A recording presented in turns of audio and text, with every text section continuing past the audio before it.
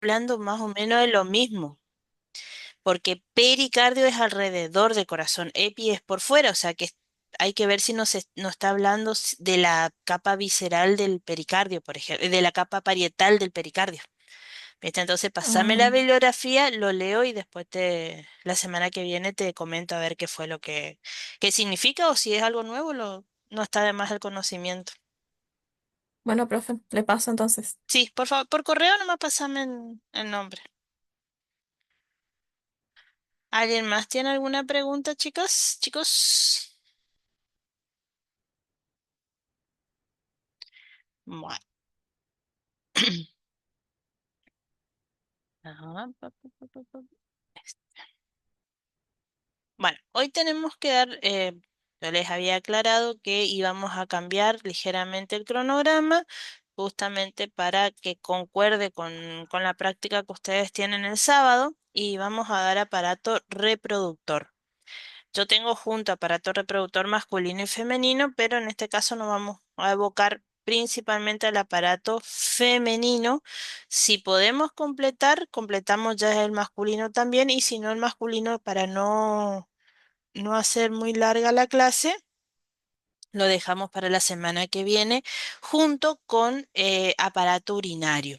Y con esos dos terminaríamos todo lo que es la parte del bloque 2 y solamente nos quedaría pendiente lo de sistema nervioso central y la parte de histología general, donde se hablará de cada uno de los tejidos en conjunto y en qué parte está. ¿Sí? Esa es lo que nos faltaría, que no entran en el segundo parcial, ¿sí? El segundo parcial entra solamente los aparatos y sistemas. Sistema nervioso central y lo que es histología general queda afuera del segundo parcial. Estamos, pero sí va a entrar en el final. Van a hacer preguntas de final, sí, pero no ahora en el parcial. Yo creo que le dije la semana pasada lo que involucraba.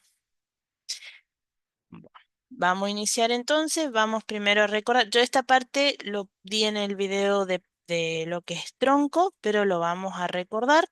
Estos órganos reproductivos están alojados, tanto en el hombre como en la mujer, están alojados en la pelvis.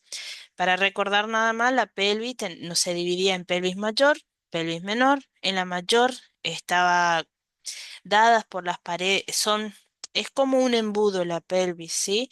Entonces, en la pelvis mayor se considera las paredes anchas y usualmente corresponde a la parte inferior del abdomen, las regiones inguinales y el hipogástrico. Por lo tanto, está ocupado por las vísceras abdominales. La pelvis menor es la que termina la parte estrecha de este embudo óseo muscular que tiene de anterior a posterior la vejiga, los reservorios y órganos genitales, como las vesículas seminales en el hombre, ovario, útero y anexos en la mujer. Y posterior se encuentra el recto.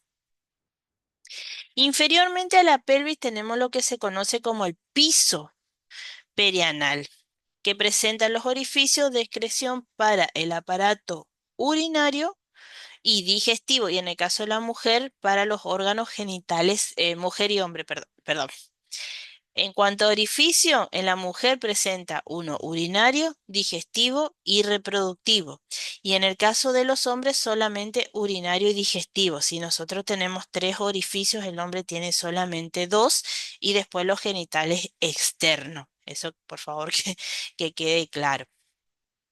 Ese piso perianal está constituido por un grupo de músculo y tejido cognitivo que se extiende de las bases del pelvis a la parte superior del periné.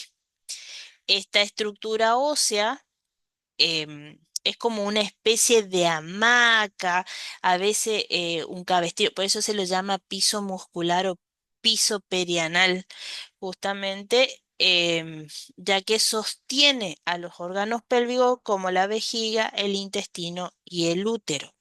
A veces, acá como se nota, aparte de tener los orificios, tiene así como unos rafes o pequeñas aberturas entre las fibras musculares y puede por ahí en el caso del hombre, por ejemplo, que se abran demasiado estas partes donde está el testículo, por ejemplo, y puede presentar una hernia. O en el caso de la mujer, sobre todo en las mujeres multíparas que han tenido muchos partos de manera natural, este piso que es sometido justamente a esa expansión, dilatación y luego estrechez nuevamente, se puede debilitar y algunas mujeres pueden sufrir lo que se llama prolapso, que es cuando la vejiga o los órganos sexuales, por ejemplo el útero, comienza a desplazarse, se debilita este piso, que es como un sostén, una...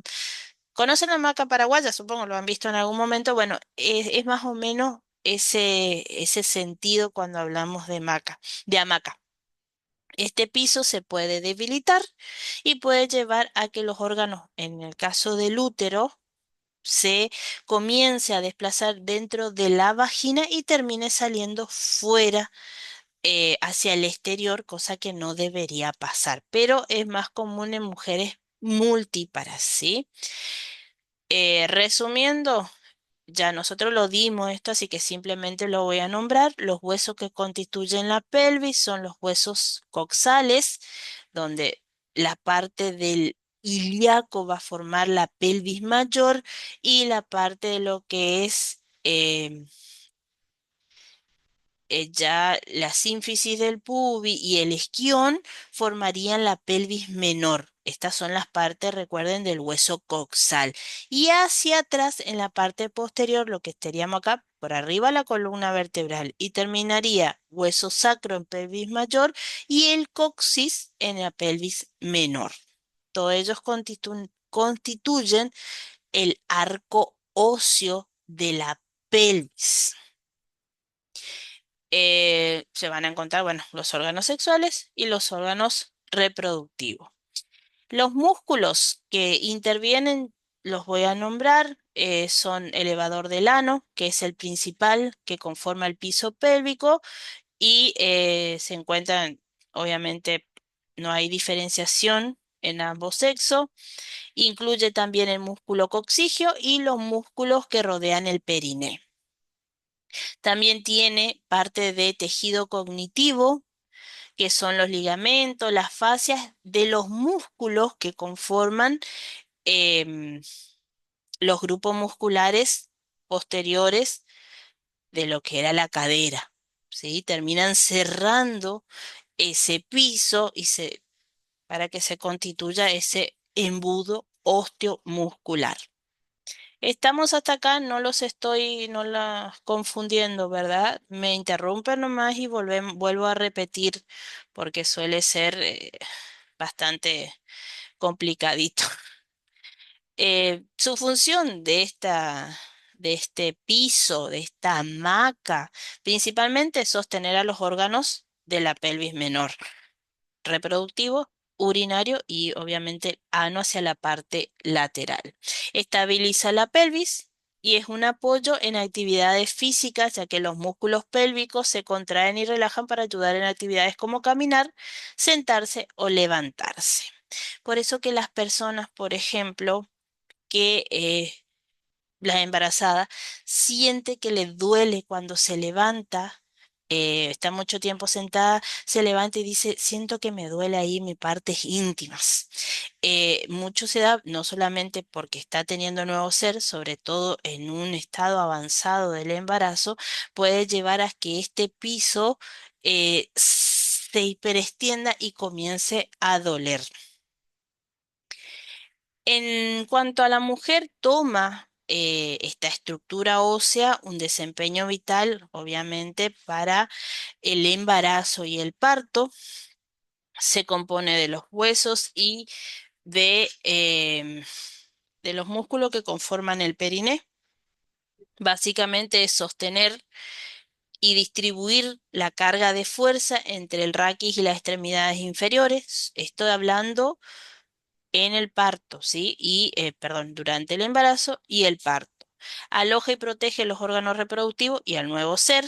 Facilita El parto, la forma y dimensión de la pelvis son cruciales para que esto pase, permitir el paso del nuevo ser a través del canal del parto. Muchas veces habrán escuchado, más allá de las abuelas, por ahí suele decir: Esta tiene la cadera muy chica, le va a costar tener bebés". Muchas veces se da, más que por conocimiento clínico, se da más por experiencias de vida, que esas abuelas han visto muchos embarazos y saben que una cadera estrecha o unas caderas anchas tienen su ventaja y desventaja a la hora de llevar el parto. Para diferenciarlo de la pelvis masculina, si bien por ahí ustedes no la van a ver, pero simplemente para tener en cuenta, generalmente la del hombre es más ancha, perdón, la pelvis de la mujer es más ancha, redondeada en comparación con la masculina, que suele ser estrecha y triangular. Este ejemplo, por ejemplo, es una pelvis de mujer, ¿sí? Porque está redondeado, ¿sí? En el hombre suele ser un poquito más triangular la cadera. Sirve más en antropología para determinar el sexo de, por ejemplo, un esqueleto. En la apertura pélvica de la mujer es más grande, justamente para facilitar el parto, y en el del hombre es más bien estrecha, que es más para soporte y estabilidad a la hora de caminar. Es por eso que usualmente los hombres suelen correr más rápidos que las mujeres, ¿sí? O tienen más facilidad para adquirir velocidad, justamente porque su cadera, al ser estrecha y angular, le permite tener más estabilidad y soportarse mejor a la hora de hacer ese tipo de deportes extremos. Pero obviamente con un buen entrenamiento también la mujer puede lograr ese nivel. Teniendo en cuenta, yéndonos hacia lo que le interesa a obstetricia, es los diferentes tipos de pelvis que podemos encontrar en la mujer. No me voy a detener en el hombre porque no lo tratamos, ustedes ven más bien la parte femenina, ¿sí? Obstetricia es más para femenino, no atienden a varones. Existen diferentes tipos de pelvis femeninas con diferentes características que pueden determinar la evolución de un parto. ¿Qué significa? Que el parto sea más o menos favorable, que el canal del parto sea óptimo o no para el niño. Esto es importante deducirlo ya desde temprano en la mamá. Por eso le digo, algunas abuelas decían: Tiene la cadera estrecha, le va a costar tener hijos". Algunas decían, me acuerdo bien de mi abuela, que miraba a una chica y decía: Menos mal que esta chica va a tener una nena, porque si era un varón no iba a poder salir porque tiene la cadera muy estrecha". Pero lo hacía a ojo vista, como quien dice. Yéndonos a la parte científica, tenemos la pelvis ginecoide, que es considerada la más favorable para el parto, es redondeada y poco profunda. La pelvis androide tiene una forma de corazón y puede presentar dificultades durante el parto. Pelvis antropoide, que es más alargada, más profunda, puede ser ventajoso para ciertas posiciones del parto. La pelvis platipeloide, más ancha, menos profunda, lo que puede afectar el proceso del parto. Em, yo no doy parto, pero en la parte a la hora de llevar a cabo, voy mirando el chat por si alguien pone alguna pregunta. Estas dimensiones pueden dificultar o no. ¿Por qué? Porque el feto, cuando comienza el trabajo de parto, no es que simplemente sale así como quien saca algo por expulsión. No, el proceso del parto es una tarea que lo lleva a cabo la madre, donde se abre el piso pélvico, se ensanchan las caderas y tiene que dejar salir una cabecita de 10 centímetros aproximadamente. Pero dentro del útero, el feto también está haciendo su trabajo, donde tiene que rotar hacia adelante, rotar hacia atrás, girar la cabeza para poder luego ser expulsado y salir correctamente. En la ginecoide, que es más ancha y redondeada, no se le dificulta tanto a ese ya bebé girar, rotar y salir. Sin embargo, a esta androide que tiene forma de corazón, sí. ¿Por qué? Justamente es más estrecha hacia arriba y a la hora del rotar, el bebé en vez de rotar, rota, pero puede quedar encastrado dentro de, por ejemplo, entre el hueso y el periné. Por eso dice, uy, se quedó encastrado el bebé, ahora tenemos que usar un force, tenemos que usar esto para poder sacar a ese bebé. A veces con una simple radiografía ya más o menos se determina qué tipo de pelvis tiene la mamá, a veces se lo ve por haciendo una buena observación clínica, sin ropa, mirándola de espalda, de costado, también se puede determinar qué tipo de cadera presenta esa mamá. De por sí, la pelvis femenina es compleja y esencial que no solamente nos sirve para soporte y protección de los órganos, sino que también para la reproducción y el parto a la hora de que tengan los bebés. Entonces, vamos a ver qué es la reproducción antes de entrar a los órganos reproductivos. ¿Para qué sirven esos órganos, no es cierto? La reproducción sexual es más que nada un acto por el cual nosotros buscamos perpetuar a la especie. Bueno, en la mayoría de los animales casi siempre tienen dos tipos de gametos que tienen la mitad del contenido genético que tiene cada uno de los progenitores, estas células que solamente tienen la mitad del contenido genético se llaman haploide. En nuestro caso son 46 cromosomas, donde 23 lo tienen las células o gametos sexuales femeninos y otros 23 lo proporcionan los gametos o células sexuales masculinas. Estas células que tienen son haploide y tienen la capacidad de unirse y generar un nuevo individuo se llaman gametos. Estos gametos son producidas en las gónadas. Este proceso donde se juntan el gameto masculino y el gameto femenino se llama fecundación. Los espermatozoides son los gametos masculinos, los óvulos son los gametos femeninos. El óvulo es la célula más grande del cuerpo humano. De hecho, puede ser vista a simple vista, perdón por la redundancia. Sin embargo, la unión de los órganos copuladores de los dos sexos se llama copulación. Entonces podemos tener copulación sin fecundación, pero no vamos a tener fecundación si no hay copulación. Bueno, hoy con la ciencia sí podemos tener fecundación sin copulación a través de lo que es la fertilización in vitro, pero eso no es natural. Sí, de manera natural, si no hay copulación, no va a haber fecundación. Em, pero hoy, gracias a la ciencia, nosotros podemos tener lo que es la fecundación in vitro, donde se hace la fecundación, la unión de los gametos en una placa de Petri y luego eso se inserta en el útero ya preparado de una mujer. Entonces ahí pueden hacer un nuevo ser sin haber copulación, pero de manera natural, si no hay copulación, no va a haber fecundación.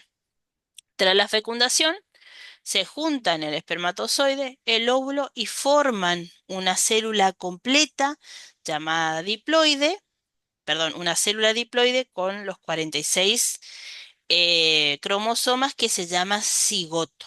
A partir de ahí se comienza a desarrollar el nuevo ser. Entonces, repasando, las gónadas son donde se forman los gametos. En el caso del aparato reproductor humano, en la mujer son los ovarios, en el hombre los testículos. Los conductos genitales, comunes en ambos sexos, van a permitir que esos gametos lleguen y se fusionen entre sí. Las glándulas accesorias son glándulas que permiten secreciones que crean un ambiente adecuado para que estos gametos sobrevivan después de la copulación. Y los órganos copuladores son la vagina y el pene en el hombre. ¿Hasta acá alguna pregunta?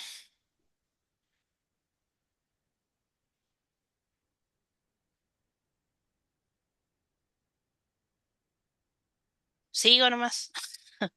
Párenme si no entienden algo, me preguntan, por favor.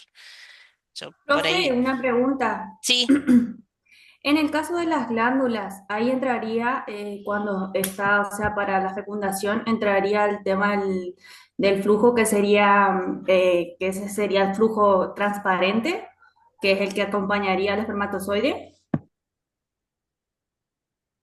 claro.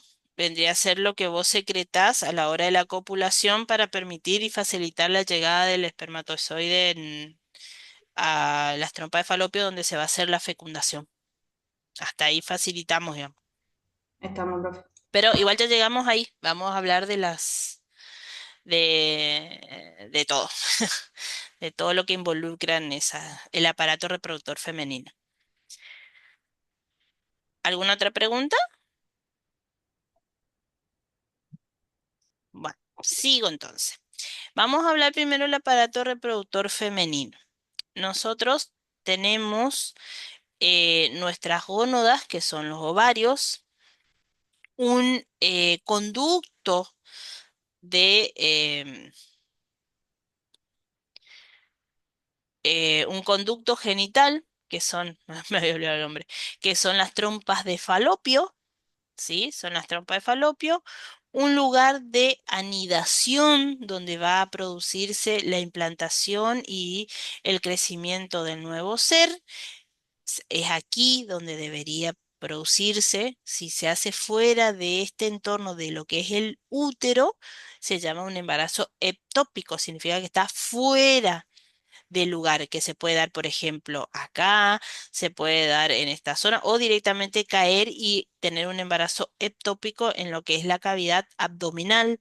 También se puede producir acá muy por debajo del útero, ya en el cuello uterino, también puede provocar, puede ser considerado un embarazo ectópico porque prácticamente ya está fuera de lo que es la implantación de donde debería realizarse correctamente la implantación de ese nuevo ser. Luego tenemos el órgano copulador, que es la vagina. Entonces vamos a empezar hablando desde lo más interno hacia lo más externo. Y en lo más interno que tenemos es los ovarios. Los ovarios son nuestras gónadas. En ellas se van a producir las células necesarias o gametos para poder perpetuar nuestra especie. También es la que se encarga de secretar estrógeno y progesterona, que es lo que nos da las características sexuales a las mujeres. Está formado por una corteza con folículos y una médula. Ahora, cuando demos ciclo menstrual, vamos a ver qué pasa con ese folículo y qué pasa con esa médula. ¿Alguien quiere preguntar algo? Se activó un micrófono. Pregunte nomás.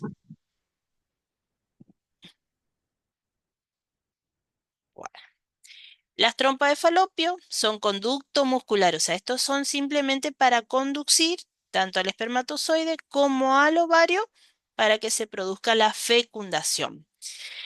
Conectan justamente a ovarios con el útero, tiene una longitud de 12 centímetros con un diámetro de 2 a 4 milímetros. Fíjense que no es muy grande. Uno de sus extremos se dilata, rodea al ovario, pero no se conecta directamente con el ovario. Y este se llama infundíbulo. Internamente está cubierto por una mucosa con pliegues en donde se encuentran unos cilios mucho más pequeños de lo que nosotros encontrábamos en el tracto respiratorio, en donde cuando se produce la fecundación, se forma el cigoto, ayuda a que ese cigoto se movilice hacia el útero y se produzca la correcta implantación en el cuerpo del útero. ¿Sí? Si no, se quedaría en un solo lugar y tendríamos lo que se conoce como un embarazo ectópico. La capa media está constituida por músculo liso y la capa más externa está constituida por una serosa, que es una membrana epitelial compuesta por una capa fina de células epiteliales y otra de tejido cognitivo. Por eso, cuando solemos ver algunas imágenes, a ver si lo tengo por acá. Ah, es que lástima no tengo.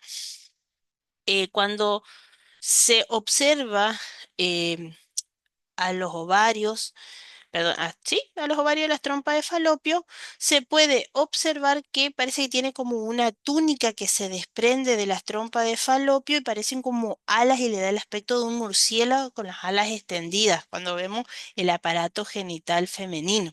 Creo que tengo una foto más adelante. No, no tengo. El útero, que es por que se comunica con la trompa de falopio, esperen, vamos a venir más acá. Acá. Estas trompas de falopio tiene este tejido cognitivo que lo rodea todo de esta manera, todo acá, y parece como si fuera unas alas extendidas de murciélago. En la parte más externa, cerca del infundíbulo, que era esto que yo le nombré acá, se encuentran estas pequeñas membranas parecidas a dedos que se llaman fimbrias. Estas fimbrias constantemente se están moviendo, así como las algas en el océano que se mueven.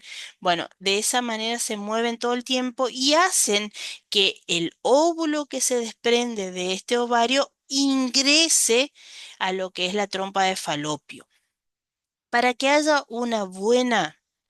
eh, un buen desarrollo del nuevo ser, la fecundación se debe llevar a cabo acá, en lo que es la ampolla, en el infundíbulo de la trompa de falopio.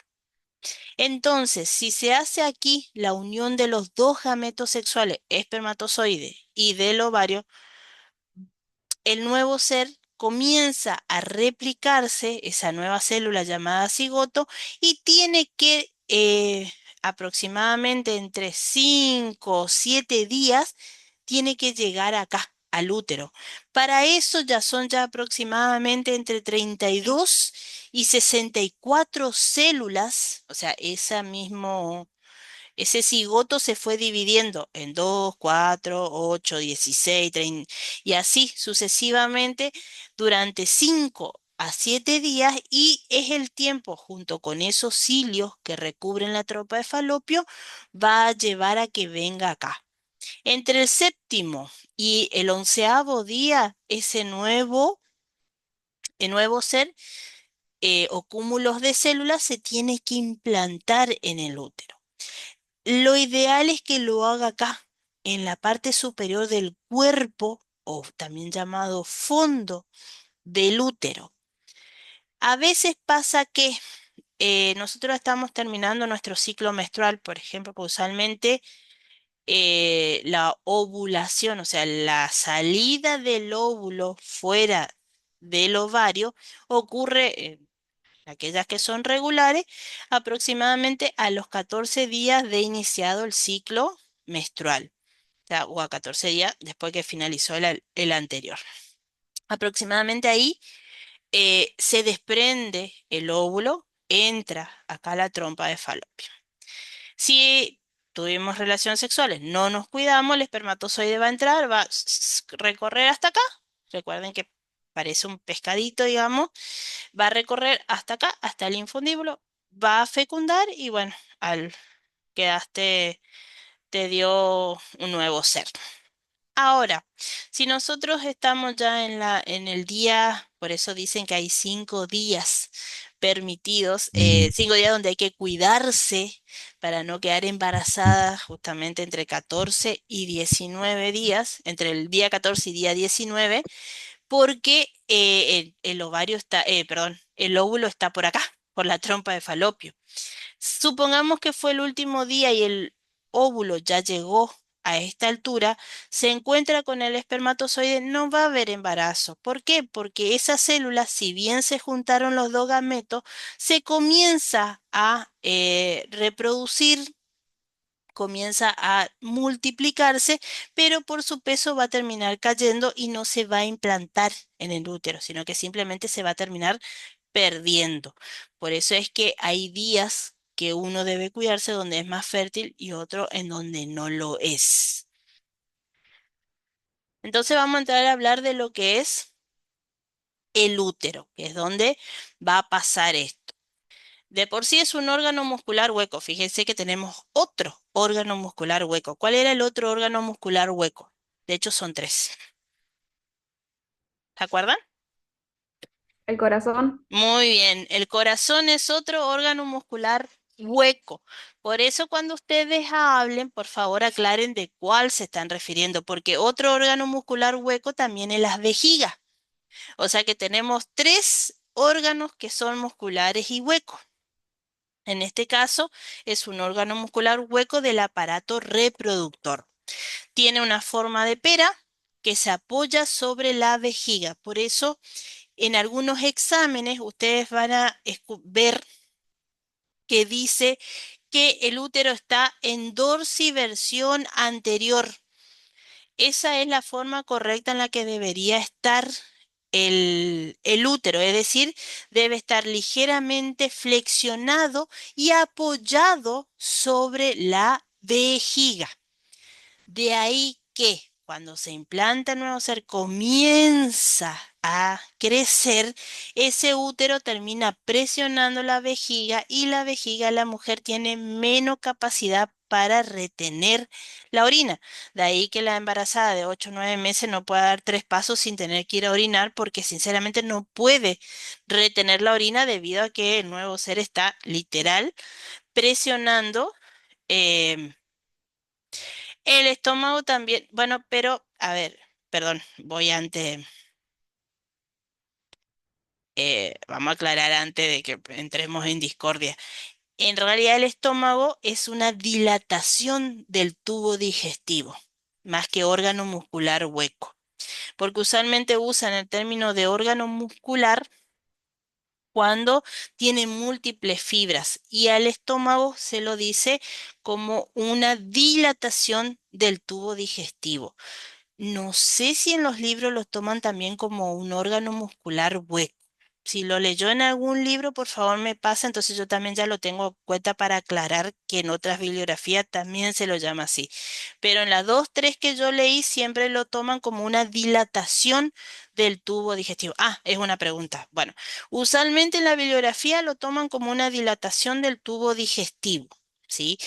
No quita porque está constituido por músculo y ligeramente hueco, digamos. Pero como no está separado de lo que es el tracto digestivo, casi siempre se habla de que es una dilatación del tubo digestivo. Pero por favor, si encontró alguna bibliografía que lo trata así, me avisa, entonces yo ya estoy atenta para avisar a otros compañeros de que pueden encontrar esos términos, ¿sí? Y en cuanto está el infundíbulo y ahí sí, es la ampolla. El infundíbulo es la ampolla porque es la dilatación de lo que es la trompa de falopio. ¿Dónde estaba? Ah, sí, acá. Órgano muscular hueco en forma de pera que se apoya sobre la vejiga. Entonces, muchas veces ustedes van a encontrar que dice, ay, ¿cómo era que decía? A, B, VA positivo, que significa útero antoversión positiva, o sea que el útero está flexionado, dorsiflexionado sobre su cara anterior, es decir, hacia adelante, encima de la vejiga.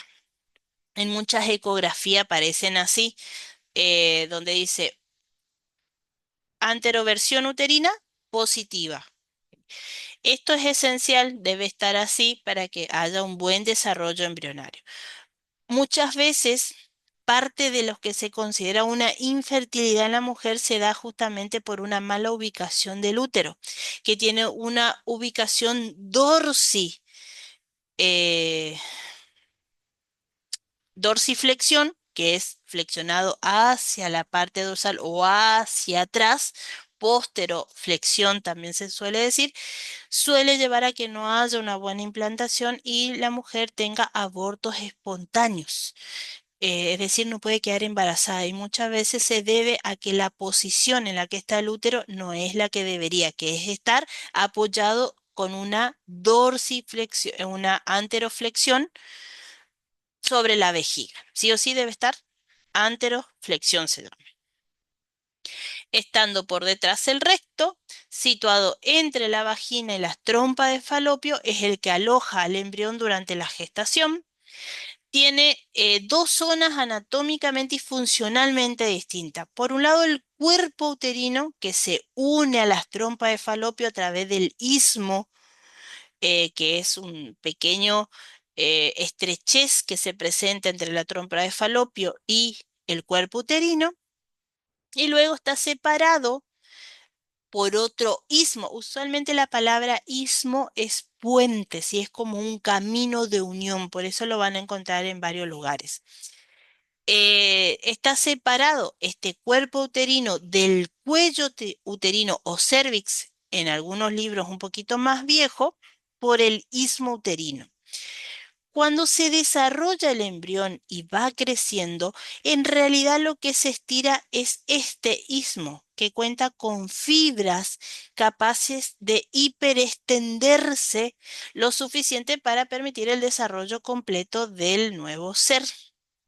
El resto del útero no sufre tantas modificaciones a medida que crece como si lo sufre el istmo, que en pocas palabras, es el que tiene el mayor estrés a la hora el agrandamiento del, del útero para el desarrollo del nuevo ser.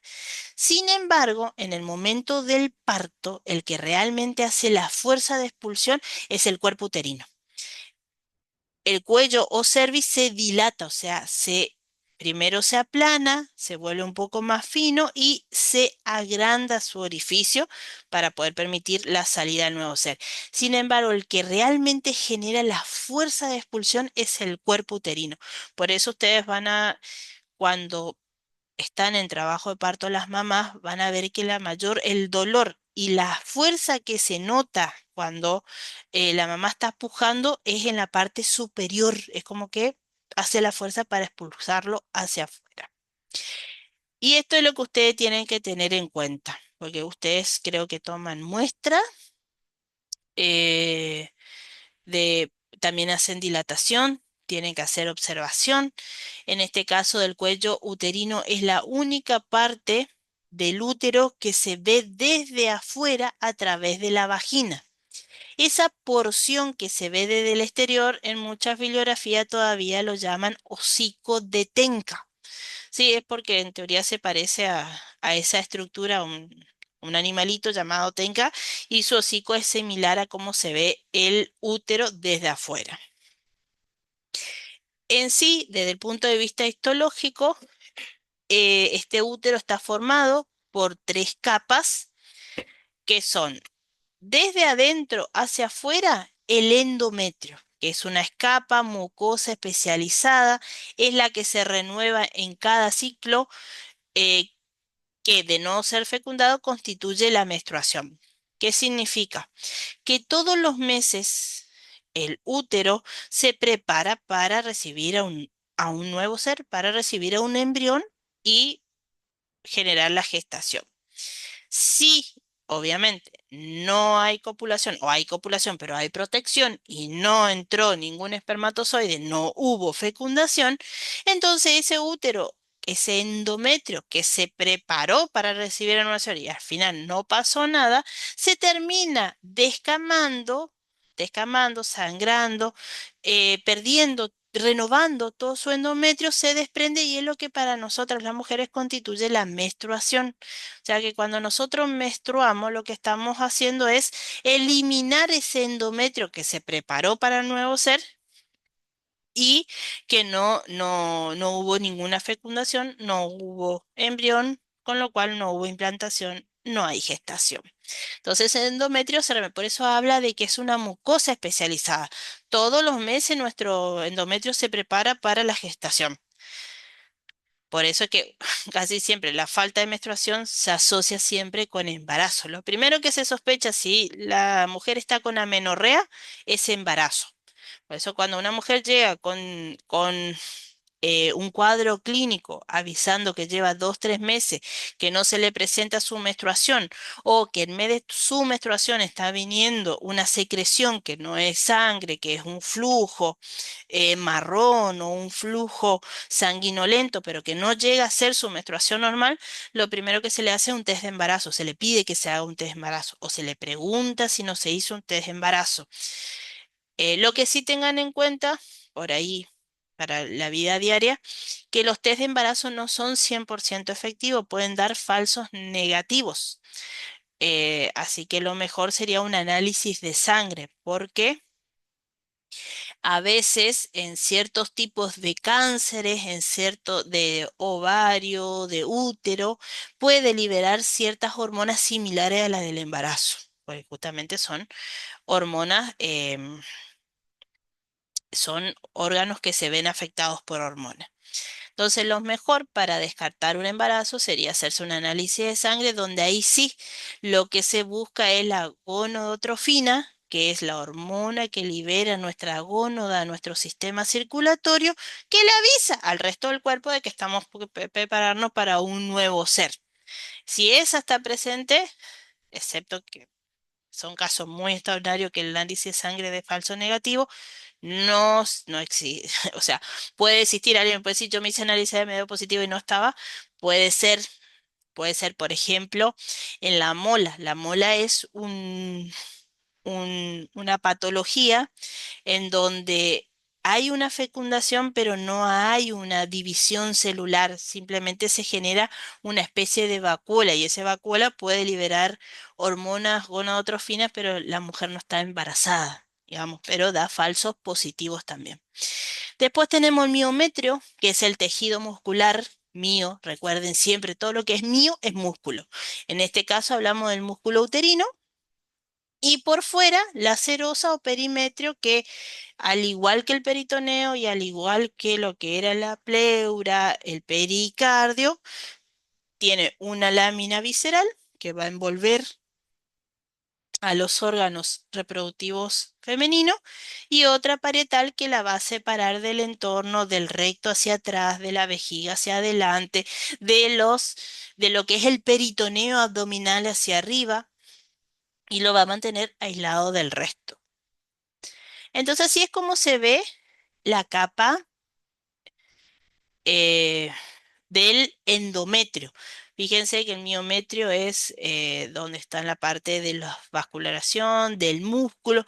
Si bien tenemos grandes capas musculares rodeando el útero, tanto de manera horizontal, vertical como transversal, están las fibras musculares, lo que va a permitir que en el momento de que sea grande tenga una enorme fuerza de contracción para expulsar a ese nuevo ser. Lo que sí, el endometrio es este epitelio o mucosa especializada que justamente por una cuestión hormonal se ven activada, digamos, y comienza a generarse y a prepararse para tener el nuevo ser.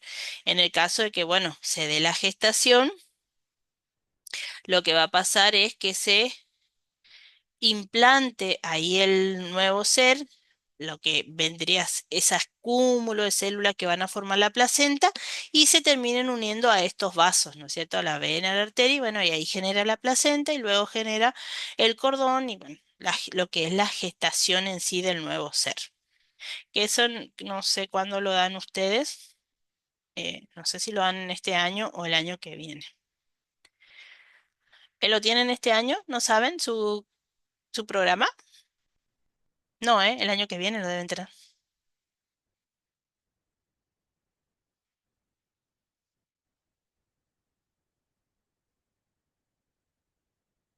Wow, se me durmieron todos por eso.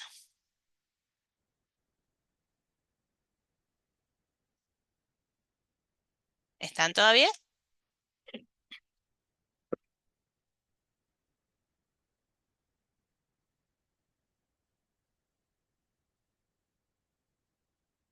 Bueno, sigo si no tienen preguntas, si no me van a contestar.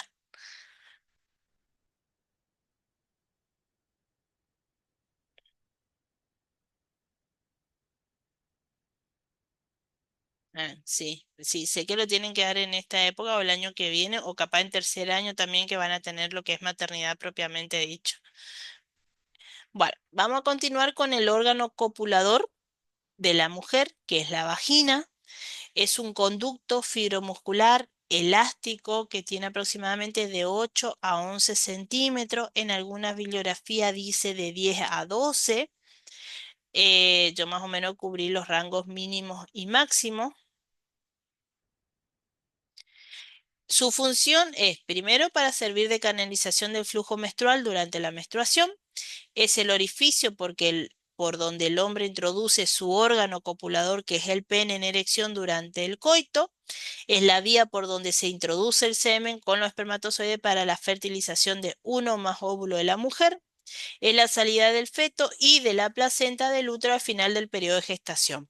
Acá lo que habría que agregar que en este caso habla de semen, pero también se puede introducir directamente los óvulos fecundados o ya directamente los cigotos a través de una probeta o una varilla y se los implanta, se los deja aquí para que se implanten directamente. No sé si alguna alguna de las chicas presentes llegó a hacer tratamiento de fertilización o fertilización in vitro. A veces se suele usar la vagina para no lastimar las paredes del útero e introducir directamente em, aquí. En otras, en algunas que otras situaciones, también a veces suelen introducir directamente por una probeta o demás el semen para provocar la fertilización de alguna mujer. Esos son métodos arcaicos en algunas poblaciones. Pero hoy científicamente la fertilización in vitro es colocar justamente los óvulos directamente acá en el útero para que logre la implantación y la, obviamente, gestación del nuevo ser. Por ejemplo, se da mucho en los vientres alquilados donde el óvulo y el espermatozoide son de los padres que quieren tener el bebé y se implantan directamente en el útero de esta mujer que es fértil, pero que no comparte el ADN del nuevo ser, sino que simplemente se está utilizando el útero para que geste a ese nuevo ser, pero que no tiene ningún tipo de relación de ADN. Por eso que hoy genera mucha controversia. Acá en Argentina, por ejemplo, todavía no está regulado ese tema de lo que es la fertilización, el alquiler de vientre, porque aquí el que gesta es el que tiene la responsabilidad o considerado la madre del individuo. Entonces, legalmente el alquiler de vientre le da el derecho del nuevo ser a la madre que lo gestó.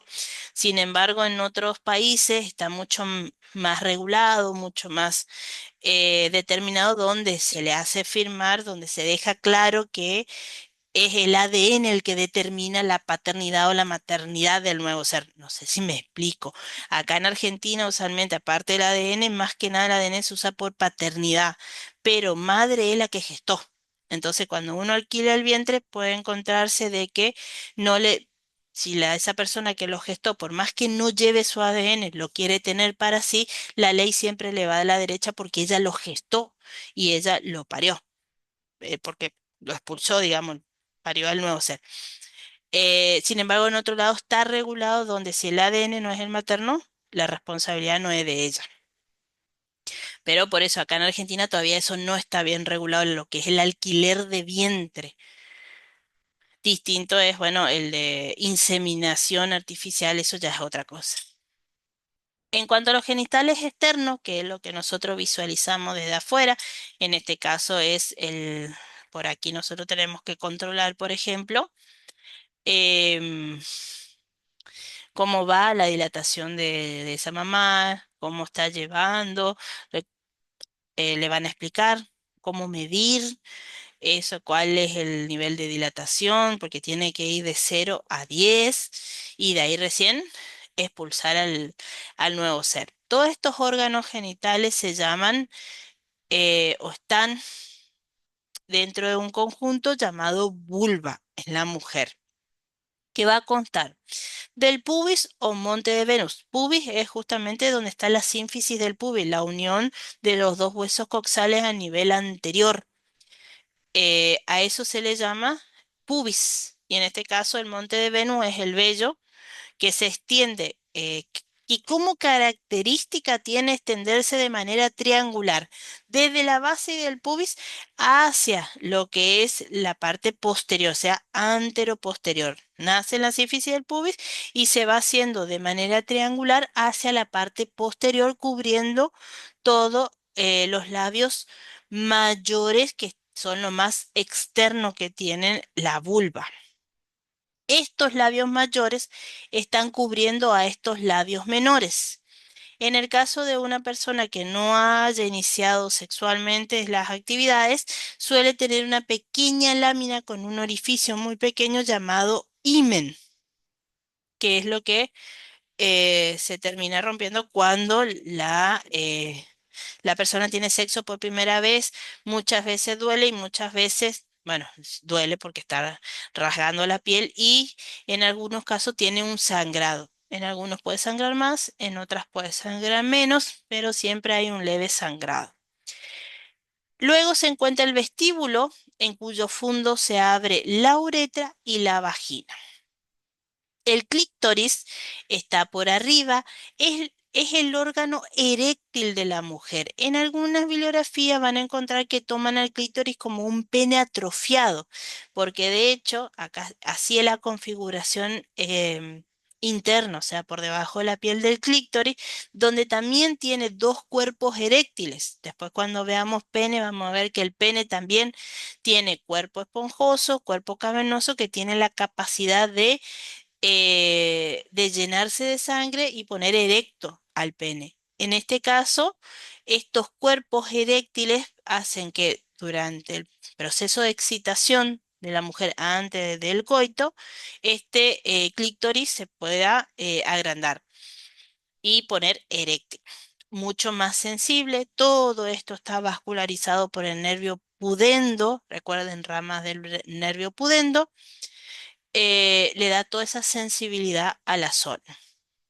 Acá, esto es por ahí lo que tenemos que tener en cuenta. Vamos a tener el clítoris, de ahí van a salir los labios menores.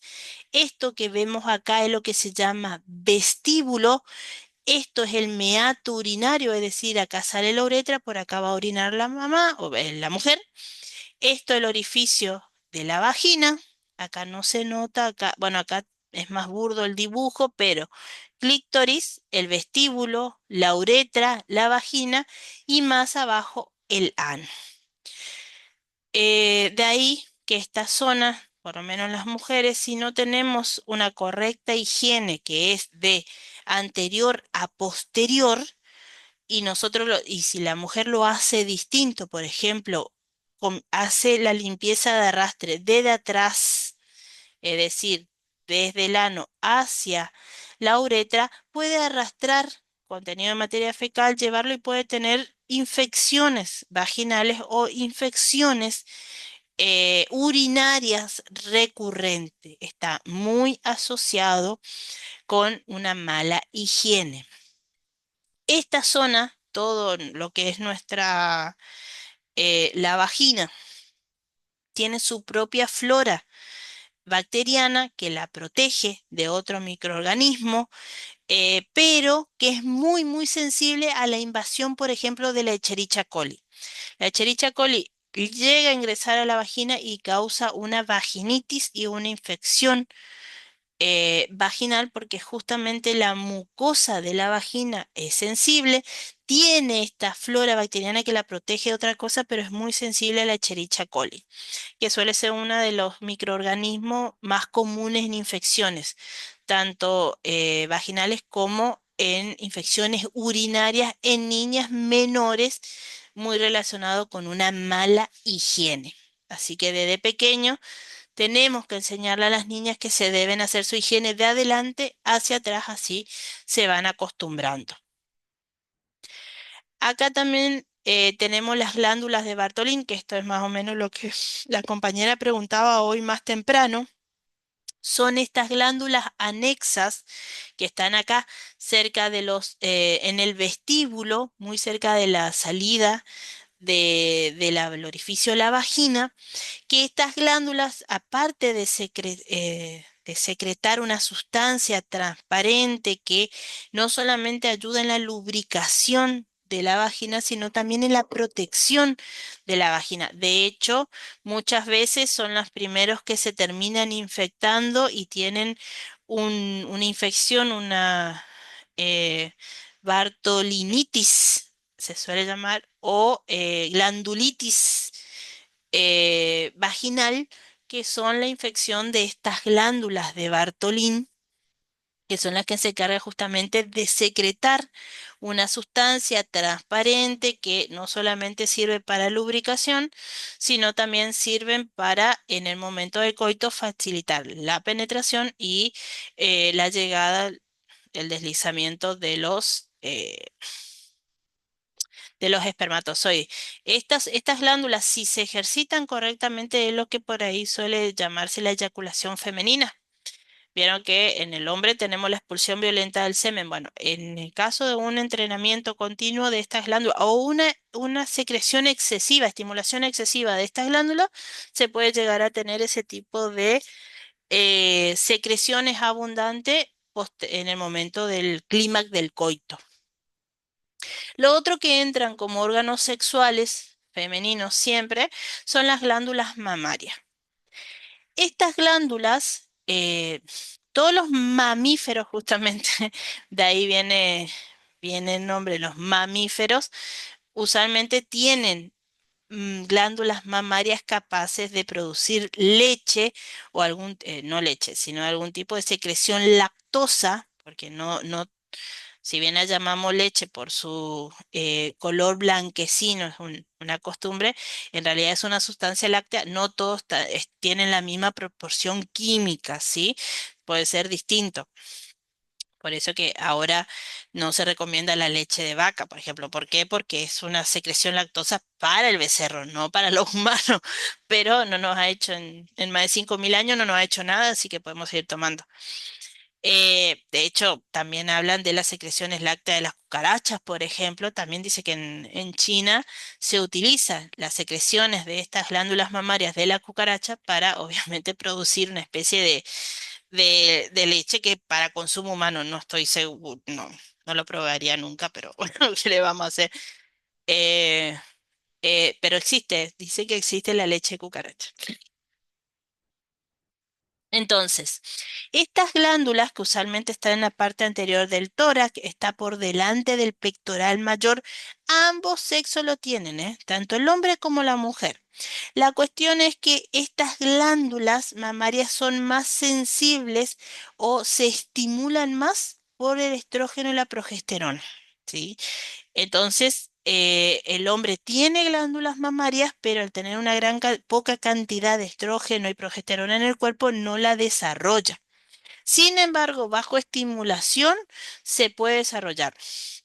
Existe un mito, no sé si es cierto, la verdad no lo comprobé, pero existe el mito de un hombre que viajaba de Europa a colonizar América del Norte.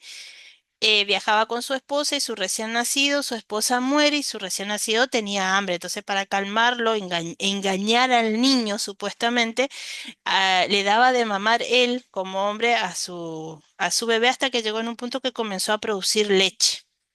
Entonces se dice que no es un mito, sino que realmente si se estimula correctamente, el hombre también puede llegar a producir sustancia láctea, pero tiene que estar químicamente preparado el cuerpo para eso. Así que igual, del mismo modo, el hombre también puede tener cáncer de mama, por ejemplo. Es más raro, vuelvo a repetir, porque no está desarrollado. Sin embargo, puede también desarrollar cáncer de mama.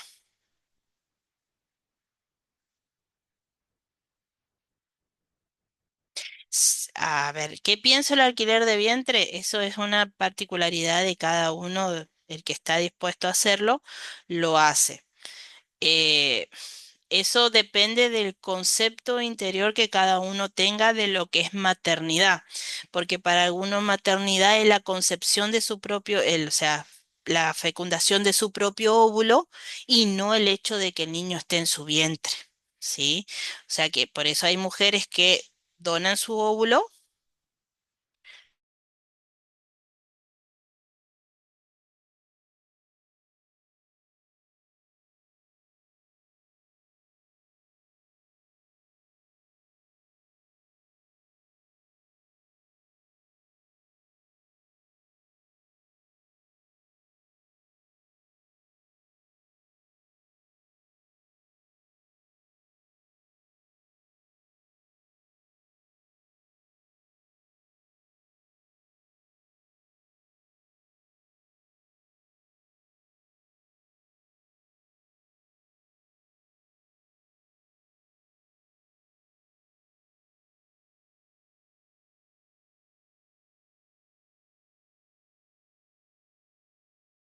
Perdón, chicos, tuve una visita.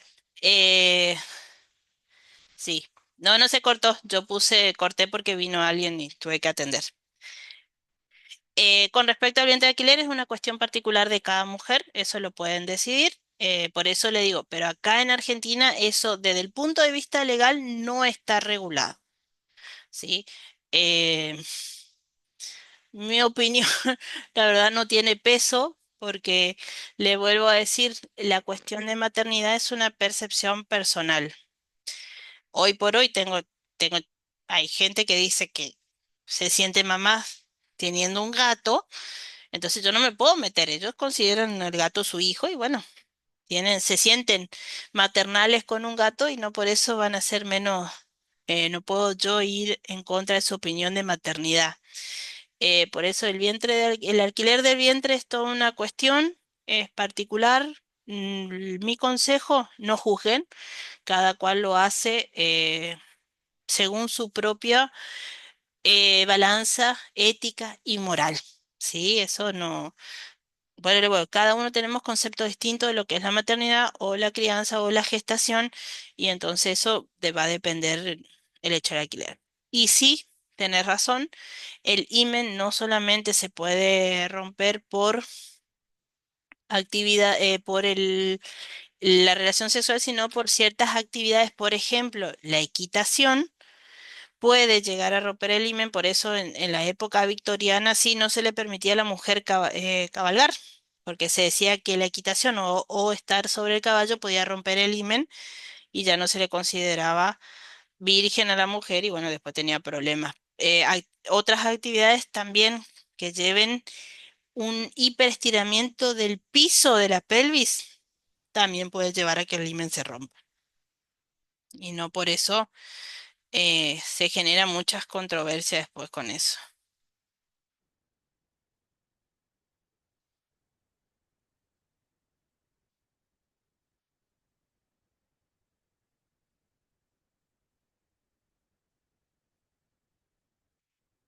Em, es que depende del tipo de bicicleta. No lo he escuchado. Yo sí por traumatismo en la bicicleta. O sea, esas bicicletas que tienen el caño en el medio suelen generar. Por eso es que se hacen bicicletas distintas para las niñas, justamente para evitar eso. Sí, por traumatismo, justamente.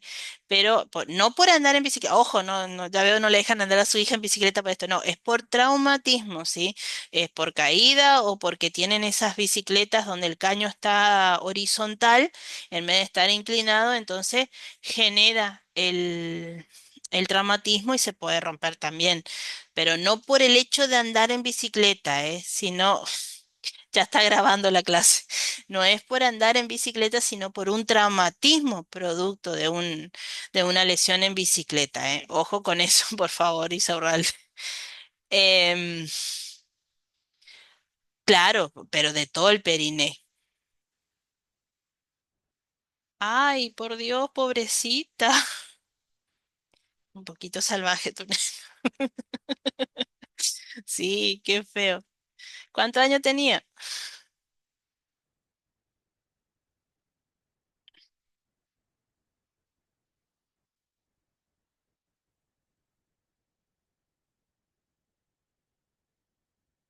¡Ay, fue hace poquito! Bueno, acá tenés lo que se puede haber lastimado tu nena.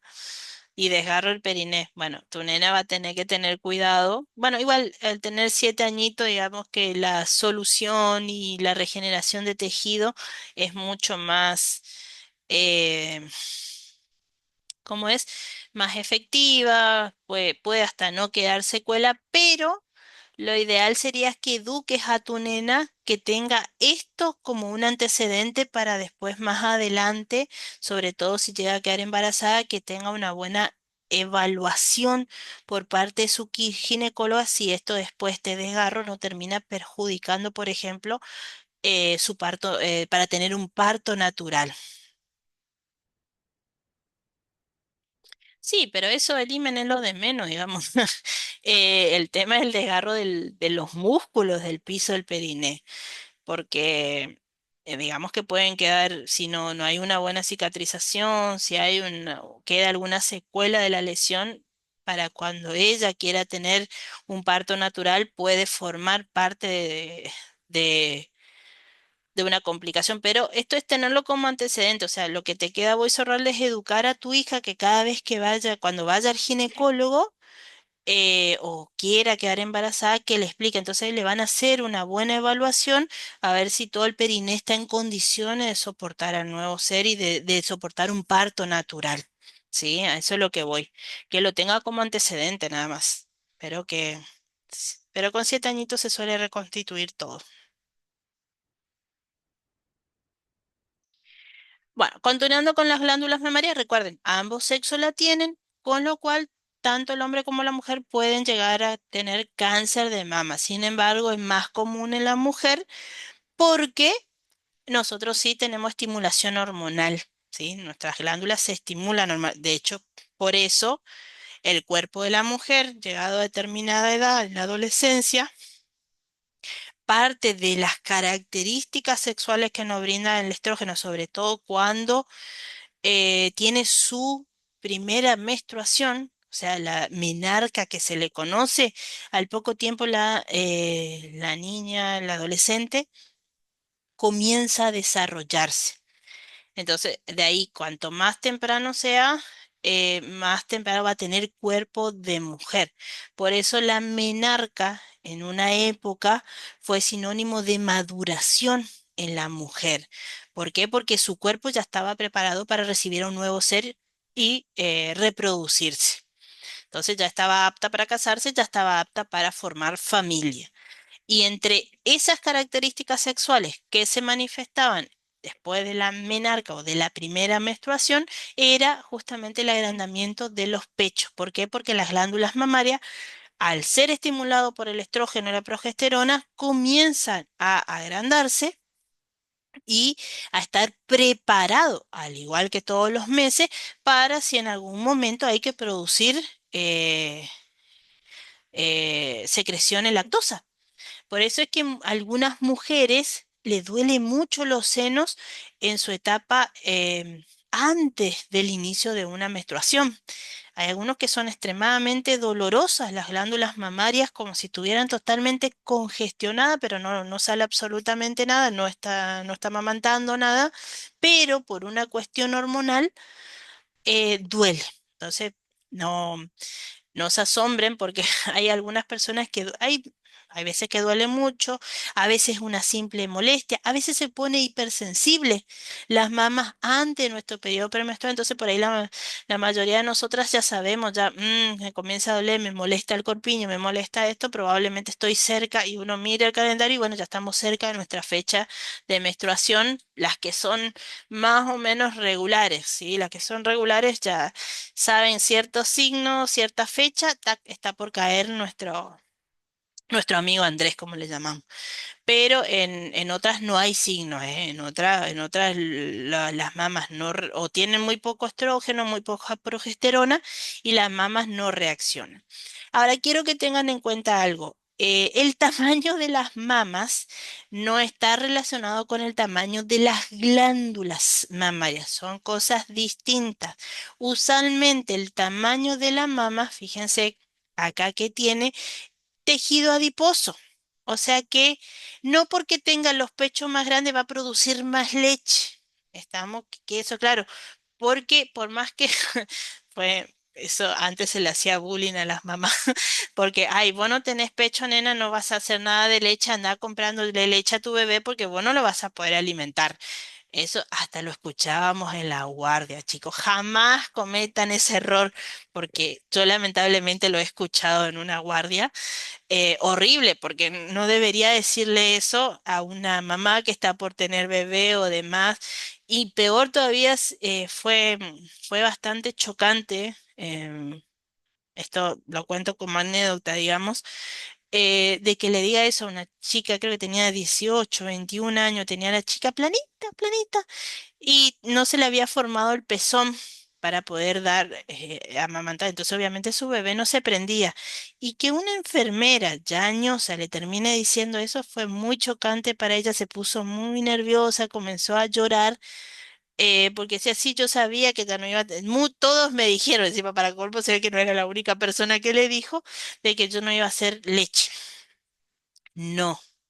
Nada más alejado de la realidad. Las glándulas mamarias no está relacionado con el tamaño de las mamas, porque usualmente el tamaño de la mama viene más por el tejido adiposo o la capacidad que tiene tu cuerpo de distribuir los tejidos adiposos. Entonces en algunos se da más y en otros se da menos. Entonces el hecho de que no tenga una mama grande no significa que no tenga buenas glándulas mamarias que den una buena cantidad de leche.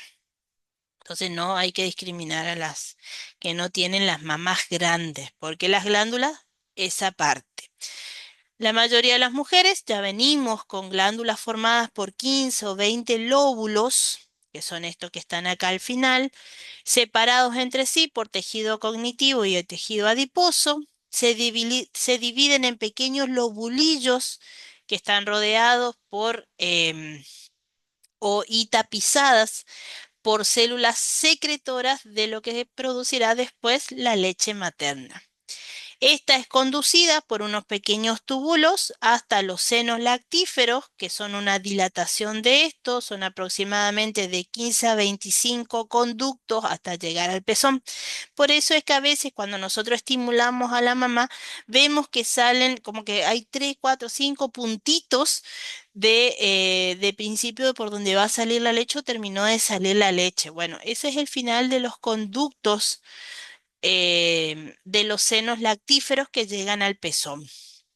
Este pezón va a estar rodeado por lo que una zona más pigmentada llamada areola y de él en el medio va a estar el pezón, ¿vamos? Que es el tejido eréctil que facilita la succión.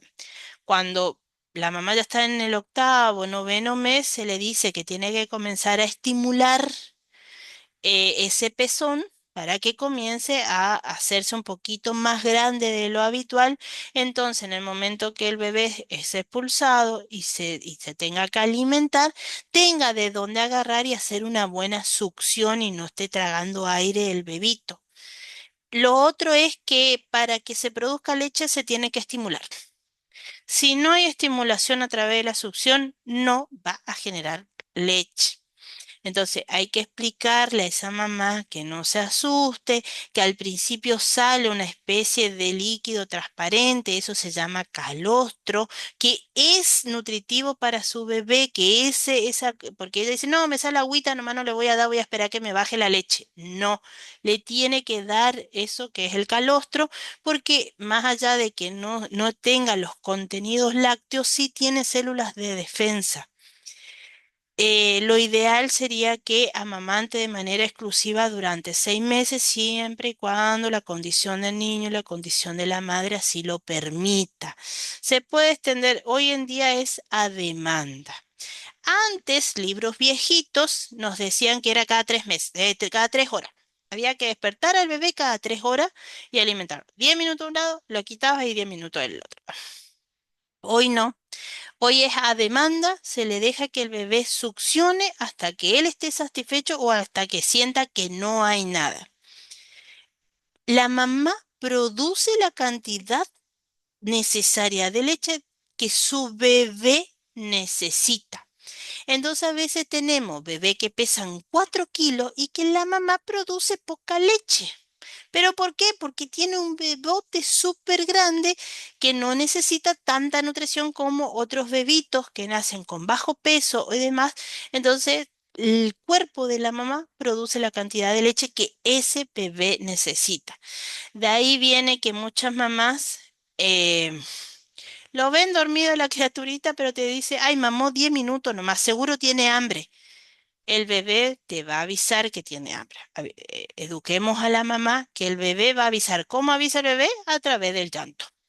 Si comienza a llorar, por más que sea suavecito, hasta volverse intenso, es porque el bebé está necesitando. Recuerden que la única comunicación del niño es a través del llanto. Y a veces un solo llanto y otras veces se puede identificar diferentes llantos según si sea de dolor, si sea de hambre, si está sucio, si está incómodo. Vamos a tener, es su comunicación con el mundo. ¿Hasta acá alguna pregunta?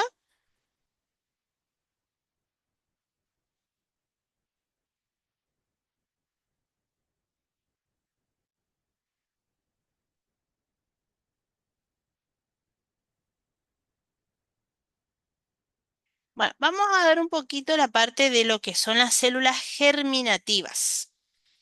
Estas células eh, vamos a tener dos, la espermatogénesis, o sea, la producción de espermatozoides, y la producción, la ovogénesis, que es la producción de los ovocitos. Rápidamente vamos a dar lo que es la espermatogénesis, que se da dentro del testículo, pero ¿saben qué? Esto lo vamos a dar mejor cuando lo retomo cuando demos aparato reproductor masculino, así lo pueden entender mejor de dónde nace. Así que voy a ir directamente con la ovogénesis, que es la producción de los ovocitos.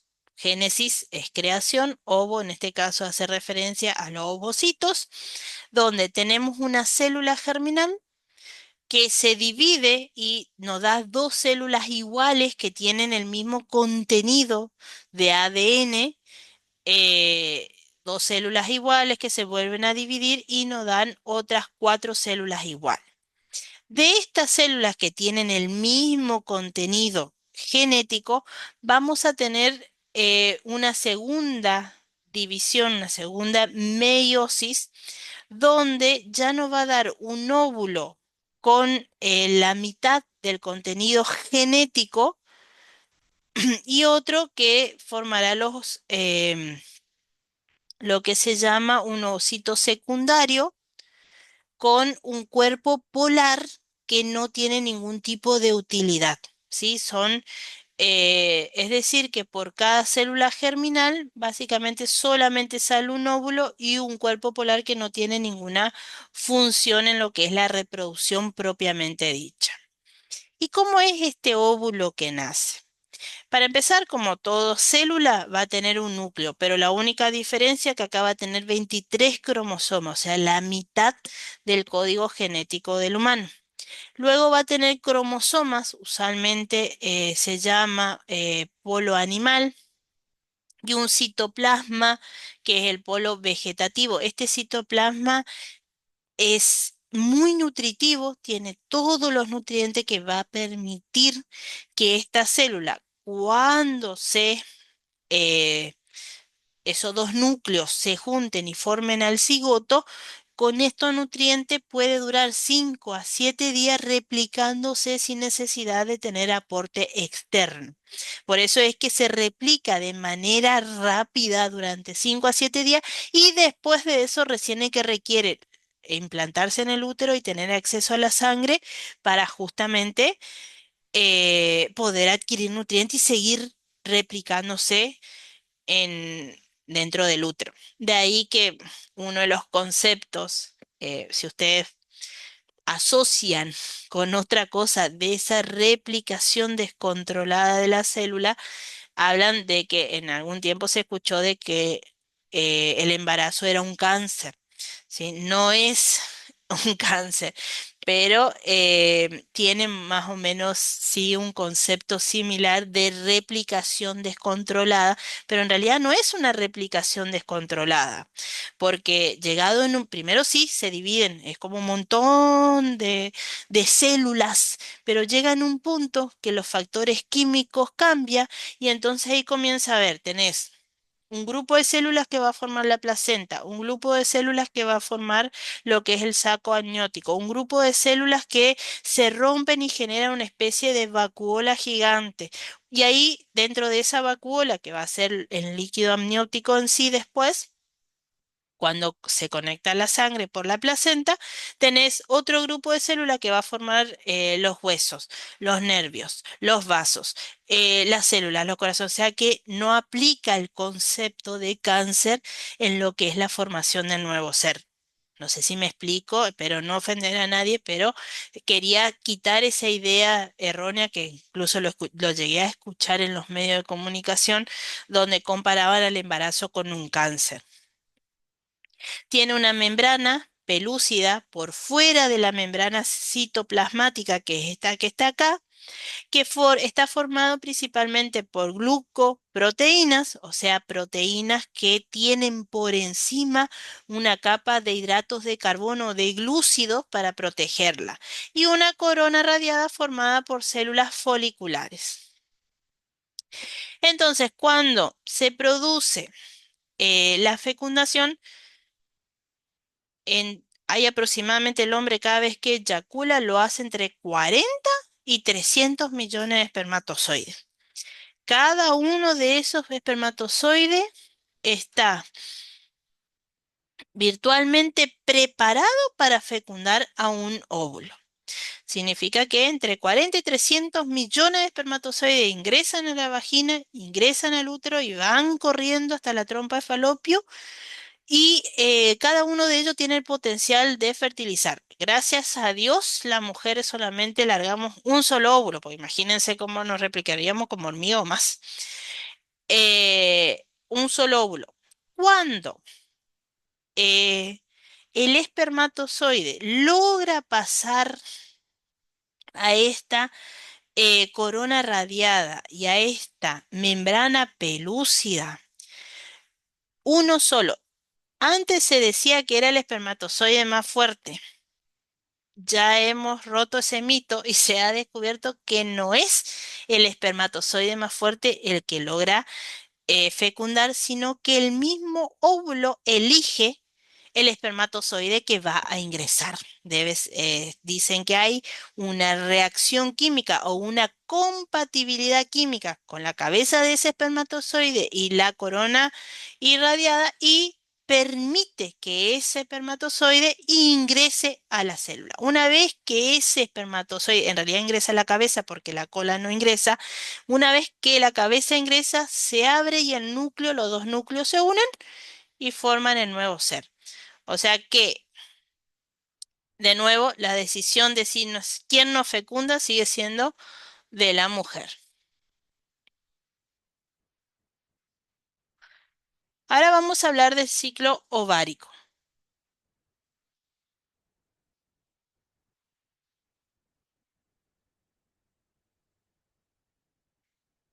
El ciclo ovárico o el ciclo por el cual se produce ese óvulo también está asociado con lo que es la fase menstrual, o sea que también lo podemos llamar ciclo menstrual. En esto tenemos, en esta fase menstrual, en los 5 primeros días del ciclo, unos 20 folículos primarios se transforman en folículos secundarios y comienzan a producir estrógeno. En la fase preovulatoria o folicular, uno de esos folículos, o sea, de estos 20 folículos, uno solo madura y se transforma en lo que se llama el folículo de Graf.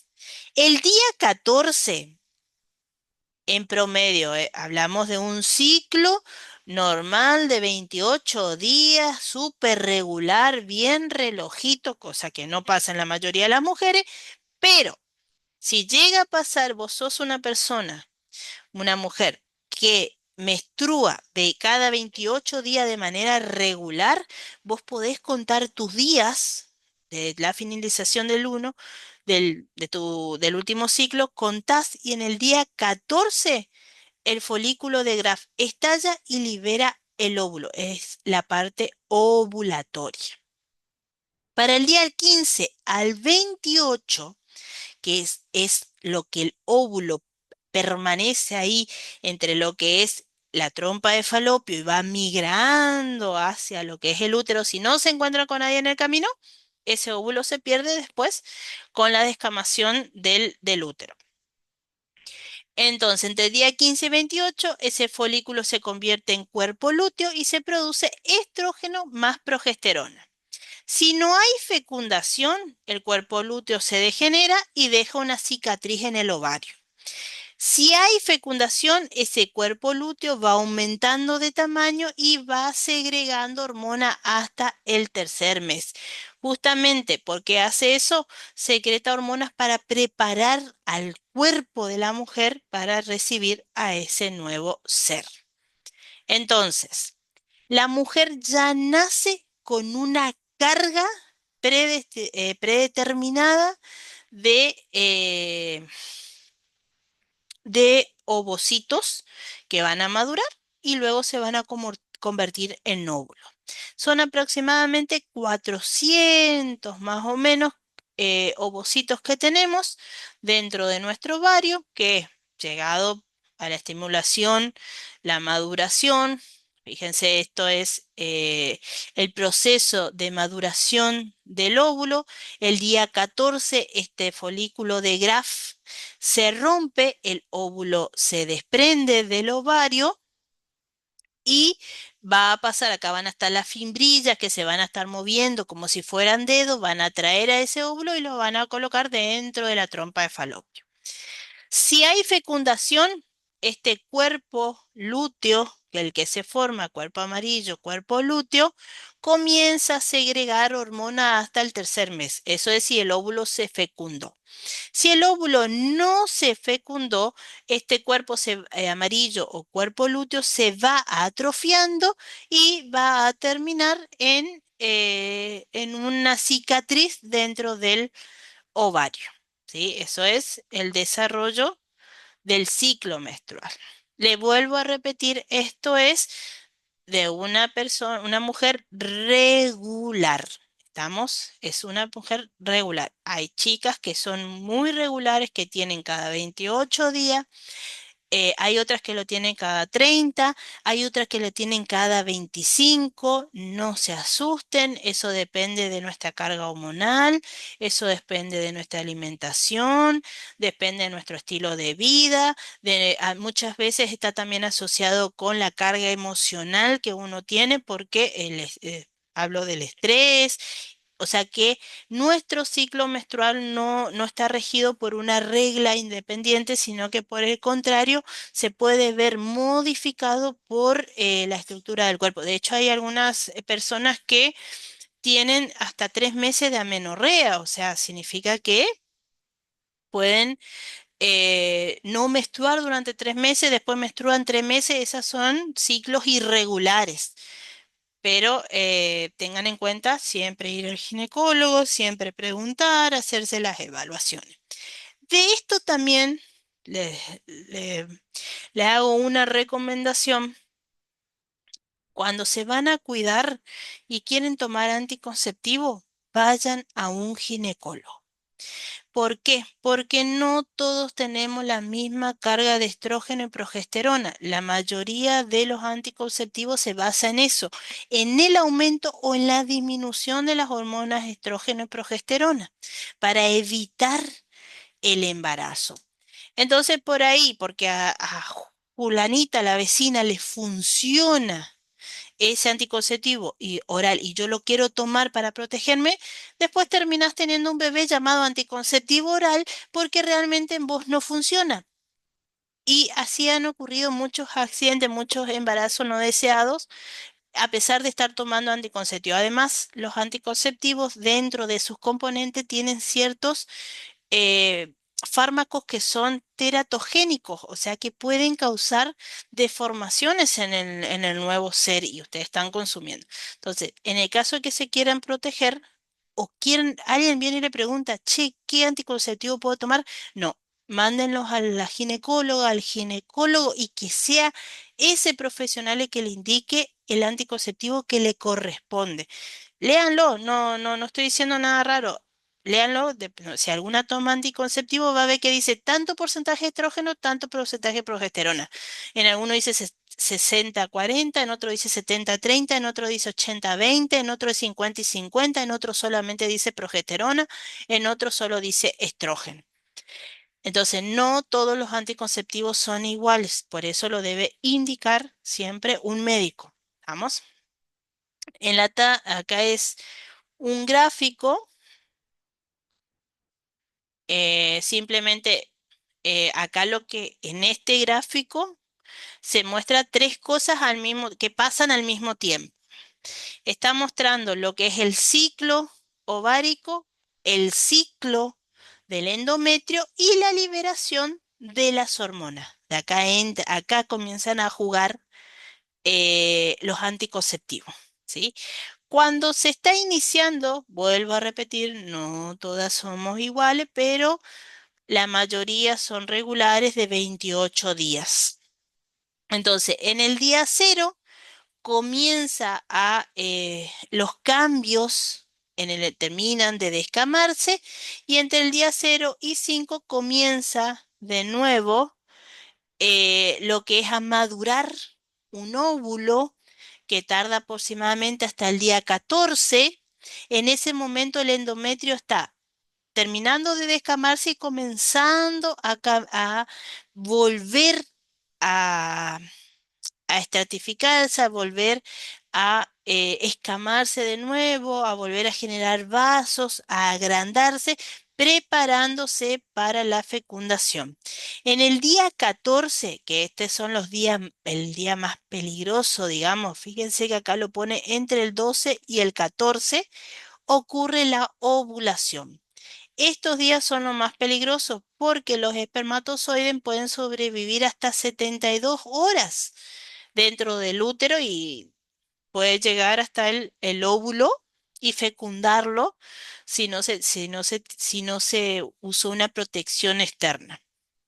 Entonces, durante estas fases, para que haya la maduración, nuestro cuerpo libera lo que se llama la hormona folículo estimulante. El nombre nos está diciendo, va a estimular a los folículos para que estos maduren. A su vez, se va a liberar estrógeno, que el pico máximo va a ser casi en un poquito antes de la ovulación. Por eso es que las mujeres podemos tener irritación, malestar general, algunas personas la agarran con náuseas, con vómitos, dolores en el pecho, dolores de espalda, malestar como que sienten matizado el útero, algunas son muy sensibles. Conocí una persona que me decía, estoy ovulando del lado derecho. Yo ni me acuerdo cuando, apenas si me doy cuenta que estoy por menstruar y tenía una compañera que me decía, era tan sensible ella a los cambios en su cuerpo que ella me decía, yo este mes estoy ovulando el lado derecho. Así que hay mujeres que tienen esa sensibilidad y pueden detectar. Bueno, es el estrógeno el que causa todas esas pequeñas señales en nuestro cuerpo. Sobre todo, por ejemplo, volver más sensible la zona de la vulva, más sensible la zona de los pezones, puede sentirse congestionado las mamas. Entonces, eso entre el día 12 y 14, que es cuando ocurre la ovulación. Ahí, para preparar al útero completamente, existe nuestro cuerpo, comienza a liberar lo que se llama la hormona luteinizante. Esta hormona lo que hace es preparar al, al útero, sobre todo al endometrio, para que espere a la fecundación y a la implantación del nuevo ser. Si no ocurre nada, el estrógeno, fíjense, comienza a bajar el cuerpo amarillo, este cuerpo lúteo, por eso luteinizante, espera, no hay ningún tipo de reacción, no hay fecundación, comienza a transformarse en cuerpo amarillo hasta que se atrofia completamente dejando una cicatriz en el ovario. En cuanto a nivel hormonal, perdón, a endometrio, es la acumulación máxima a la espera de la implantación del nuevo ser. Si no hay nada, se comienza la descamación y comienza el ciclo menstrual. Y en cuanto a niveles hormonales, va bajando el estrógeno, baja el estrógeno y aumenta la progesterona. Y ahí genera la descamación del útero y obviamente el sangrado. Por eso acá aparece el sangrado. Esto simula lo que es el sangrado del endometrio. Por eso es un juego de hormonas. De ahí que justamente los anticonceptivos intentan trabajar acá. O inhiben los niveles de progesterona, de estrógeno, aumentando lo de progesterona, o inhiben lo de progesterona, aumentando lo de estrógeno. Por eso no a todos les sirve el mismo anticonceptivo. Entonces, cuando se produce la copulación, el pene ingresa en la vagina, se liberan los espermatozoides y estos tienen que migrar hasta lo que es el infundíbulo de la trompa de falopio, encontrarse con el óvulo y ahí lo fecunda. Lo ideal para una buena gestación es que la fecundación ocurra acá. Entonces le da tiempo que los cilios estos que están dentro de la trompa de falopio lleven a ese cigoto que se está replicando de manera rápida hasta acá, hasta el cuerpo del útero. Y una vez que llega se debería implantar en esta zona. Si la fecundación ocurre, por ejemplo, acá, la replicación va a llevar a que se replique y se termine implantando acá. Y eso ya sería patológico. Si es una placenta muy baja, porque está cerca del istmo, recuerden que yo le dije que era el istmo el que se agrandaba o eran las fibras musculares con una gran capacidad de distensión. Y si en la placenta se implanta en esta zona, lo más probable es que llegue al tercer, cuarto mes con riesgo de aborto o se produzcan abortos espontáneos o lo que se llama la placenta previa o tenga desprendimiento de placenta. ¿Por qué? Porque está en una zona que no debería, ¿sí? No debería estar implantado ahí. Bueno, este es el proceso de fecundación. Sí o sí se debe desarrollar acá, en el infundíbulo. Una vez que ingresa, recuerden, va a ingresar uno solo. Un solo espermatozoide es el que va a fecundar al óvulo. Puede existir la posibilidad de que un espermatozoide más se instale o puede ingresar, pero ahí ya va a dar problemas. Por ejemplo, eh, la aparición de algunos síndromes, como el síndrome de Down, por ejemplo, que es una trisonomía se llama porque en vez de tener 46 tienen más cromosomas o generan más cromosomas, entonces eso lleva a que tenga ciertas características particulares. Entonces, a las 30 horas, este nuevo cigoto se divide en dos. Al tercer día ya son 8 células, por eso cuando llega más o menos al quinto o séptimo día, ya son un gran cúmulo de células que comienzan a diferenciarse y se tiene que implantar. Estas células se van a diferenciar entre sí, un grupo va a formar la placenta, otro grupo, ya le digo, va a formar la piel, va a formar hueso, y así se van diferenciando. Por eso no es un crecimiento descontrolado, como se dice. ¿Hasta acá alguna pregunta?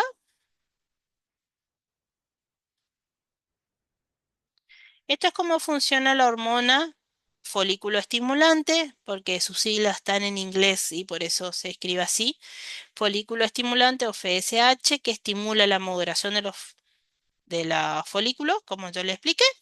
La hormona luteinizante, que es la que estimula el cuerpo lúteo y prepara, eh, estimula a este cuerpo lúteo para que libere estrógeno y progesterona para preparar en la fecundación. Si no hay fecundación, los estrógenos y progesterona inhiben a la folículo estimulante y cesa la secreción de estrógeno y progesterona y se produce la menstruación. Si hay fecundación, no se inhibe a la folículo estimulante y la mucosa uterina permanece para poder acoger al nuevo ser.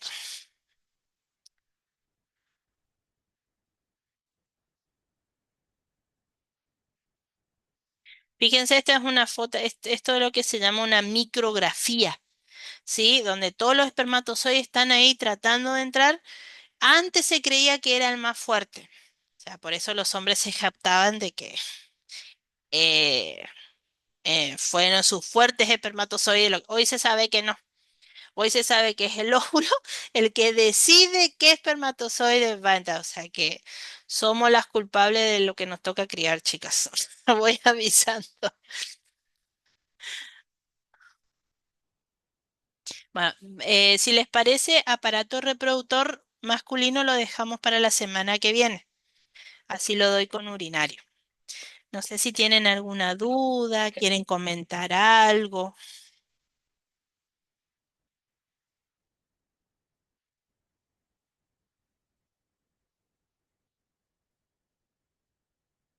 Ustedes tienen que conocer bien el cuerpo de su paciente para ir, bueno, detectando los cambios que se puedan presentar. Más que nada, bueno, ustedes van a trabajar en la parte de lo que es la concepción, la maduración y luego el tema del parto. Pero no quita por ahí que después tengan que vigilar a la mamá, tenga que ir a ver cómo ese niño si se prende o no se prende, ir a avisar al pediatra, ver si necesita alguna atención ginecológica, aparte, digamos, tiene que ir a controlar el sangrado, los loquios que se le llama después del parto, que es nada más y los coágulos de sangre que va saliendo a medida que se van cerrando los vasos del útero.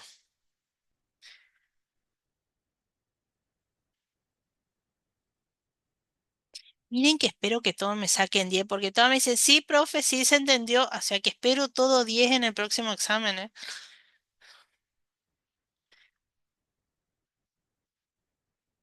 Ay, ahí se quedaron todas mudas. No, em, por ahí soy un poco entusiasta y yo hablo nomás.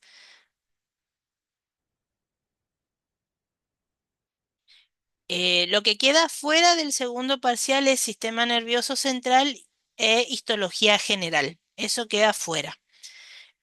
Pero todo lo dado hasta la semana que viene, que va a ser, yo creo que urinario y reproductor lo podemos dar en un solo día y se le parece, el miércoles lo dejamos como para un repaso. Hasta ahora estoy en duda todavía, la semana que viene le confirmo. Igual, si tienen alguna duda, el sábado, le vuelvo a repetir, voy a estar allá, si bien voy a estar para apoyo en otros temas. Me pueden preguntar las dudas que tengan, si me quieren mostrar algún apunte o lo que fuese, no hay ningún problema.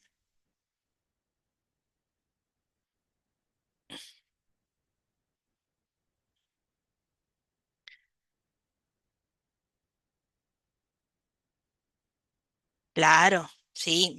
Bueno, en realidad, más allá de conocimiento, es pulir la información que tenemos, porque a mí en mi momento, cuando fue mi primera menstruación, encima, para colmo, fui bastante precoz porque la mía cayó a los 11 años.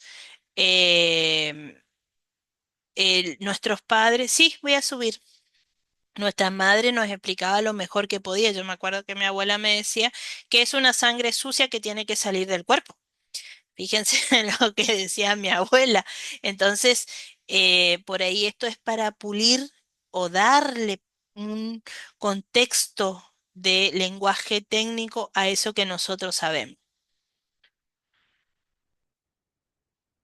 Lo podés ampliar con un libro en biología, igual me parece que usted en tercer año lo dan.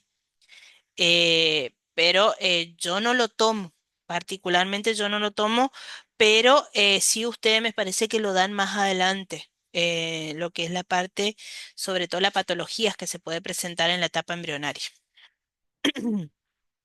Pero no está de más que lo tenga presente. Yo no tomo, si vamos por el lado de mi materia, yo no tomo embriología, tomo anatomía femenina exclusivamente, porque después ustedes tienen lo que es madre y niño, el binomio madre-niño, ustedes lo tienen, no sé si en tercer año o segundo año, creo que ya en segundo, lo tienen. Así que por eso lo puedes tener el libro, sí, pero para mi materia no, digamos. Y es fascinante la embriología, es muy linda.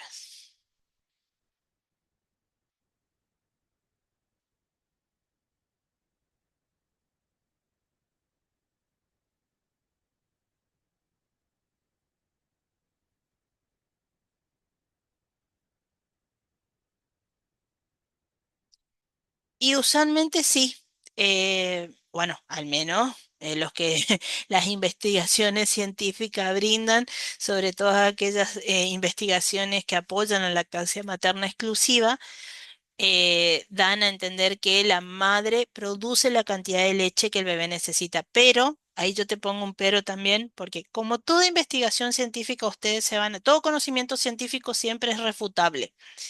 Ahora, si tenés una mamá desnutrida, una mamá deshidratada, obviamente la calidad de esa leche materna no va a ser suficiente.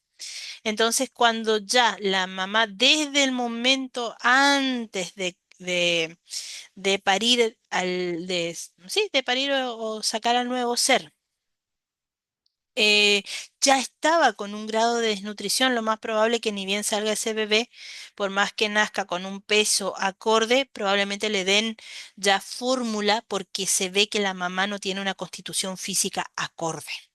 Pero si la mamá está en una buena condición de salud y el bebé nace con una buena condición de salud, esa mamá produce la cantidad de leche que el niño necesita. Así que sí, ya la subí en el aula, pero me olvidé de copiar el código URL. Sí, ya está subida, perdón, ya está subida en la página de YouTube. No copié el código URL, ahora le subo este y ya le copio los dos y le pongo los dos, las dos clases.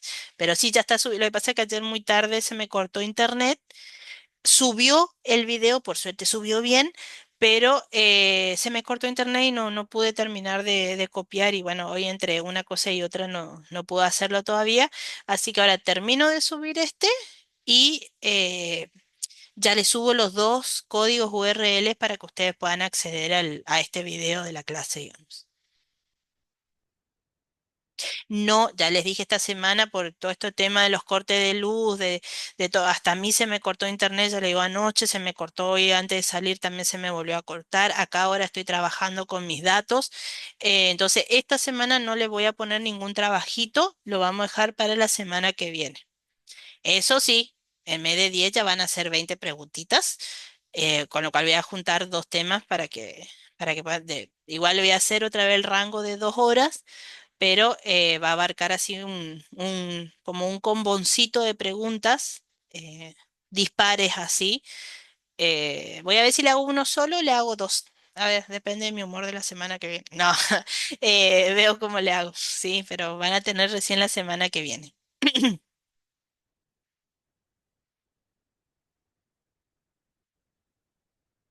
Bueno, si no tienen más preguntas, vamos terminando la clase.